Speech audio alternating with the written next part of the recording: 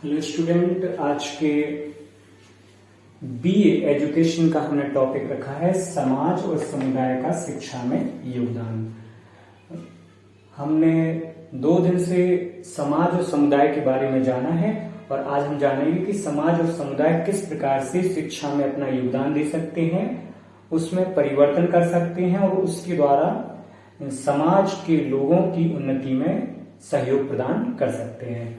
विभिन्न बिंदुओं के आधार पर हम इसके बारे में चर्चा करेंगे, जैसे शिक्षण संस्थाओं की स्थापना, शिक्षा के उद्देश्यों का निर्धारण, पाठ्यक्रम का निर्माण, शारीरिक विकास, मानसिक विकास, नैतिक विकास, आध्यात्मिक विकास, सामाजिकता का विकास, भावनात्मक विकास, व्यवसायिक क्षमता का विकास, कुप्रथाओं, रूढ़ियों, अंधविश्वासों, आडंबरों का उन्मूलन, सांस्कृतिक विकास, देश प्रेम की भावना का विकास, घर एवं पाठशाला में सामंजस्य का विकास और राजनीतिक चेतना का विकास, और सबसे अंतिम है नवाचार का विकास और उसका संरक्षण। तो एक एक करके हम विभिन्न बिंदुओं पर चर्चा शुरू करते हैं। शिक्षण संस्थाओं की स्थापना समुदाय और समाज के कुछ निश्चित परंपराएं, रीति रिवाज, मर्यादाएं, नियम और कानून होते हैं जिसके अंतर्गत ही समुदाय या समाज के लोग अपना व्यवहार करते हैं, उनकी प्रकृति निश्चित होती है। तो शिक्षण संस्थाओं की स्थापना करना समाज और समुदाय का एक प्रमुख उत्तरदायित्व तो माना जाता है, क्योंकि शिक्षण संस्थाएं समाज और समुदाय का लघु रूप में माने जाते हैं। शिक्षण संस्थाओं के माध्यम से समाज और समुदाय के व्यवहार का बालक एवं बालिकाओं में संक्रमण आसानी से किया जा सकता है। इसके साथ ही साथ समुदाय और समाज को आगे बढ़ाने के लिए भी शिक्षण संस्थाएं आवश्यक मानी जाती हैं। विशेष रूप से पठन पाठन की क्रिया को सुनिश्चित करने के लिए और बालक और बालिकाओं को सीखने और सिखाने के लिए सहयोग प्रदान करने की अपेक्षा से शिक्षण संस्थाओं की स्थापना की जाती है। शिक्षा के उद्देश्यों का निर्धारण समाज और समुदाय के लोग विशेष प्रकार के नियम कानूनों का लगातार पालन करते हैं और दूसरे लोगों से भी अपेक्षा रखते हैं कि वह उन नियम कानूनों को जाने और उनका पालन करें। तो शिक्षा का एक उद्देश्य यह भी है, समाज के माध्यम से शिक्षा के माध्यम से लोगों को अपने नियमों कानूनों के दायरे में लाना चाहता है, इसीलिए वह शिक्षण संस्थाओं की स्थापना करता है और शिक्षा के उद्देश्यों का निर्माण करने में भी अपना योगदान देता है कि आखिर बालक और बालिका को शिक्षा क्यों दी जाए, कैसे दी जाए और किस प्रकार से उनके व्यक्तित्व को प्रभावित करते हुए समाज को आगे बढ़ाया जाए। पाठ्यक्रम का निर्माण समाज और समुदाय यह निर्धारित करते हैं कि बालक और बालिका को किस तरह की शिक्षा दी जाए, कि आखिर उन्हें कौन सा विषय पढ़ाया जाए और कौन सा विषय नहीं पढ़ाया जाए, या कौन से विषय को कितनी मात्रा में किस आयु में बालक और बालिका को उपलब्ध कराया जाए, ताकि वह विषय से संबंधित सामग्री को ठीक प्रकार से समझ सकें और उसके अनुसार जीवन में व्यवहार कर सकें। शारीरिक विकास का उद्देश्य समाज और समुदाय बालक और बालिका को शिक्षा इसलिए प्रदान करना चाहते हैं ताकि वह अपने शारीरिक विकास के प्रति जागरूक रहें। प्रत्येक व्यक्ति अपने मानसिक कार्यों को और आर्थिक कार्यों को तभी ठीक प्रकार से सुनिश्चित कर सकता है जब वह शारीरिक रूप से पूर्ण रूप से स्वस्थ हो, उसके शरीर का उचित रूप में विकास हो गया हो। मानसिक विकास शिक्षा के माध्यम से समाज और समुदाय व्यक्ति के मन का विकास करना चाहता है ताकि मानसिक रूप से व्यक्ति सही और गलत निर्णय करने में सक्षम बन सके, अर्थात वह गलत निर्णय को त्याग सके और सही निर्णय को अपना सके। तभी व्यक्ति का मानसिक विकास सही रूप में ग्रहण किया जाता है। कहने का तात्पर्य है कि व्यक्ति सही और गलत की पहचान करना सीख जाए। नैतिक विकास व्यक्ति के अंदर नैतिकता का विकास करना भी समाज का एक प्रमुख उद्देश्य होता है जिसे वह शिक्षा के माध्यम से पूर्ण करना चाहता है। व्यक्ति जितना मनसा वाचा कर्मणा नैतिक रूप से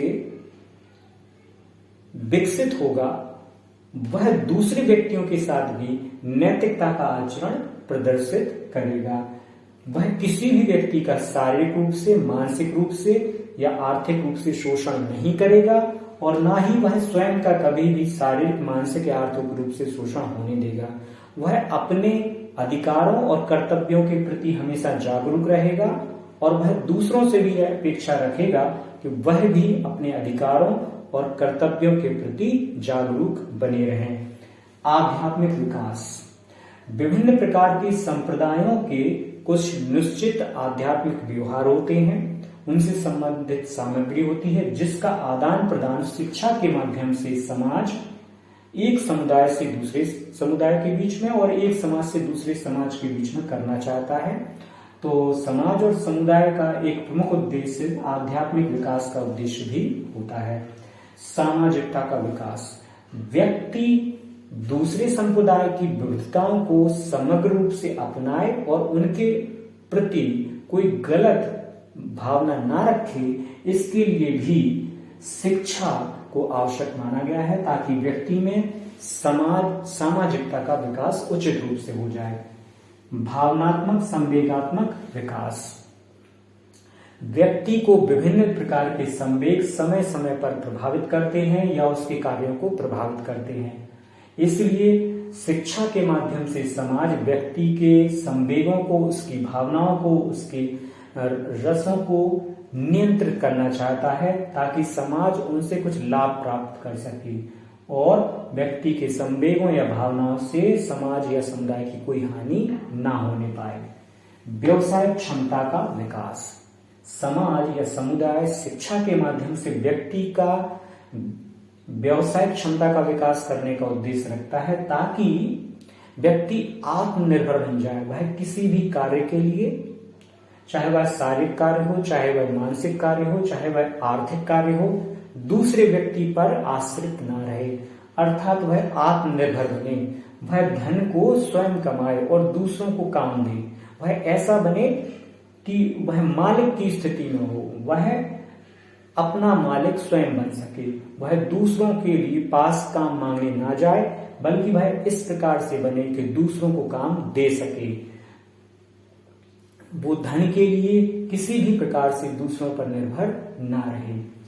कुप्रथाओं, रूढ़ियों, अंधविश्वासों, आडंबरों का उन्मूलन। समाज और समुदाय समय समय पर शिक्षा के माध्यम से समाज और समुदाय में व्याप्त कुप्रथाओं, रूढ़ियों, अंधविश्वासों और आडंबरों का उन्मूलन करना चाहता है। इसीलिए भी वह शिक्षा को आवश्यक मानता है। समाज और समुदाय सांस्कृतिक विकास के माध्यम से एक पीढ़ी से दूसरी पीढ़ी में अपने सांस्कृतिक लक्षणों का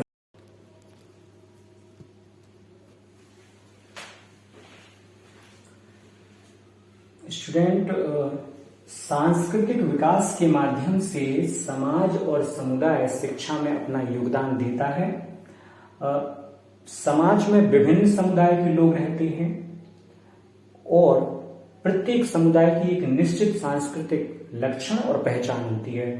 तो समाज उन सभी समुदायों के ऐसे सांस्कृतिक गुणों को अपना लेता है जो कि दूसरी पीढ़ी में संक्रमित किया जा सके, जिनको दूसरी पीढ़ी में पहुंचाया जा सके। तो समाज शिक्षा के माध्यम से प्रत्येक समुदाय के सांस्कृतिक गुणों को, उनकी पहचानों को पीढ़ी दर पीढ़ी शिक्षा के माध्यम से दूसरी पीढ़ी को या अगली पीढ़ी को पहुंचाने का कार्य करता है। इससे प्रत्येक समुदाय की सांस्कृतिक विशेषताओं का संरक्षण और संवर्धन होता है। अब हम बात करेंगे देश प्रेम की भावना के विकास पर। समाज और समुदाय का योगदान प्रत्येक नागरिक को देश प्रेम की भावना से ओतप्रोत करने का होता है ताकि व्यक्ति समय आने पर या विपरीत परिस्थिति आने पर देश के लिए सब कुछ बलिदान करने के लिए तैयार रहे और उसके अंदर राष्ट्र की भावना, राष्ट्र प्रेम की भावना जागृत हो जाए। घर एवं पाठशाला में सामंजस्य।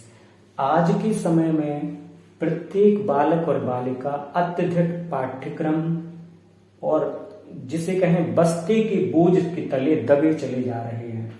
उनको इतना अधिक पढ़ाया जा रहा है कि दूसरे कार्यों के लिए उनके पास समय ही नहीं बचता, जिसके कारण से वह अपना नैसर्गिक विकास नहीं कर पा रहे हैं, जिसे कहते हैं प्राकृतिक विकास उनका रुक गया है और वो एक निश्चित सांचे में ढाले जाने का बोझ सह रहे हैं। या कहें कि शिक्षा उनको अब प्राकृतिक से कृत्रिम बनाने का कार्य कर रही है, उन्हें मशीनीकरण की दौर में झोंका जा रहा है। वास्तविक रूप से व्यक्ति से ये अपेक्षा की जा रही है कि वो सर्वगुण संपन्न बन जाए, जबकि शिक्षा का उद्देश्य है कि बालक के अंदर जो नैसर्गिक गुण हैं उनका विकास किया जाए। तो समाज और समुदाय का यह विशेष कार्य है कि वह घर और पाठशाला में सामंजस्य स्थापित कर सके, ताकि किसी बालक की जो प्रकृति है उसकी सुरक्षा की जा सके, उसकी नैसर्गिकता को संरक्षित किया जा सके। राजनीतिक चेतना का विकास।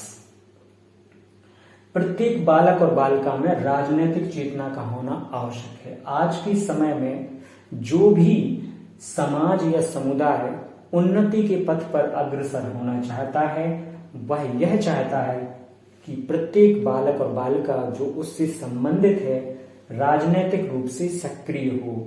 अगर वह राजनीतिक रूप से सक्रिय नहीं भी है, तब भी वह राजनीति से संबंधित सभी क्रियाकलापों पर बारीकी से नजर रख सके, उन घटनाओं पर विशेष नजर रखे जिससे समाज या समुदाय प्रभावित होता है।